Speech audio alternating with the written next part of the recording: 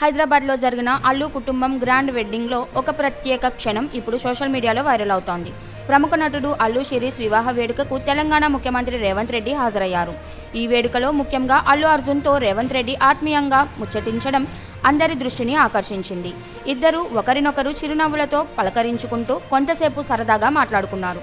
అల్లు అర్జున్ ముఖ్యమంత్రి రేవంత్ రెడ్డి మధ్య జరిగిన ఈ స్నేహపూర్వక సంభాషణను ఎక్కడున్న అతిథులు ఆసక్తిగా గమనించారు. ఇద్దరూ కలిసి ఫోటోలకు పోజులివ్వడం, సరదాగా మాట్లాడుకోవడం సోషల్ మీడియాలో ఇప్పుడు వైరల్ అవుతోంది.